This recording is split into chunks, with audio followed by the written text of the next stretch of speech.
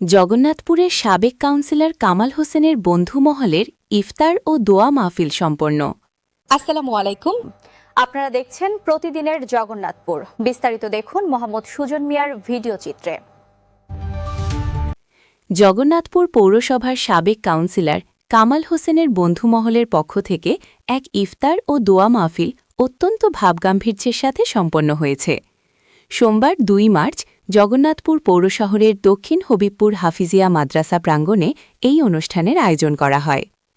ইফতার মাহফিলে জগন্নাথপুর উপজেলার বিভিন্ন এলাকার বিশিষ্ট মুরব্বিয়ান, স্থানীয় গণ্যমান্য ব্যক্তিবর্গ, নবীন প্রবীণ সচেতন নাগরিক এবং বিপুল সংখ্যক আলেম ওলামা অংশগ্রহণ করেন।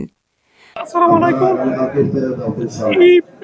ইফতার ও দোয়া মাহফিল আজকের আয়োজনে বন্ধু মহল আজকে যারা উপস্থিত হয়েছেন সবরে আমরা বন্ধু মহলের পক্ষ থেকে অভিনন্দন ও শুভেচ্ছা জানাম, কৃতজ্ঞতা জানালাম। বিশেষ করে যুক্তরাজ্য থেকে ভাই হাফিজ আলী, আবুল গয়ের, জামাল হোসেন, মাহবুরওয়ান শোভন, আবুল হাসনাত, রিয়াতি হাসান, মিসলু, আব্দুল মুসাফির, সুনুর, মাসুম, তারার উদ্যোগে আজকের এই আয়োজন। তারার লাগে বিশেষ করে আপনারা যারা উপস্থিত হয়েছেন আপনারা তো অকমতা হলেন। এখন তো একদম ইফতারের মুখ্যম সময়, তার বাদেও আজকের এই আয়োজন যারা করছেন, আমরা দক্ষিণ পাড়াবাসীর পক্ষ থেকে, পত্র এলাকার পক্ষ থেকে তাদের প্রত্যেককে মুবারকবাদ জানাই। তাদের এই সদকা রব্বুল আলামিন কবুল করুন এবং তারই পাশাপাশি তাদের প্রত্যেকের জায়েজ মাকাসিদ আল্লাহ পূরণ করুক। ধন্যবাদ। অত্যন্ত চমৎকার আয়োজন, বিশেষ করে আজকের এই বন্ধু মহল এবং জনাব কামাল আহমদ সাহেবের উদ্যোগে আজকের যে আয়োজন, এই আয়োজনের সার্বিক সফলতা কামনা করলাম আজকের এই মুবারক আয়োজনের জন্য। জাযাকাল্লাহু খায়র, বারাকাল্লাহু ফি হায়াতিক।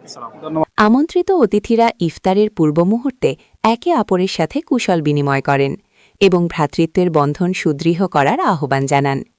সাবেক কাউন্সিলর কামাল হোসেনের এই ইফতার ও দোয়া মাহফিল বাস্তবায়নে বিশেষ সহযোগিতায় ছিলেন তার বন্ধু মহলের সদস্য মোহাম্মদ হাফিজ আলী, আবুল খায়ের, মাহবুবুর রহমান স্বপন, মোহাম্মদ জামাল হোসেন, মেহেদি হাসান, মোহাম্মদ মিসলু মিয়া, আব্দুল মুসাব্বির, মোহাম্মদ সুনুর আলী, মাসুম আহমেদ প্রমুখ।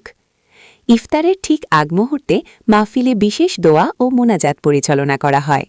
মোনাজাতে দেশ ও জাতির কল্যাণ, মুসলিম উম্মার ঐক্য এবং উপস্থিত সকলের দীর্ঘায়ু ও সুস্থতা কামনা করে আল্লাহর দরবারে প্রার্থনা করা হয়।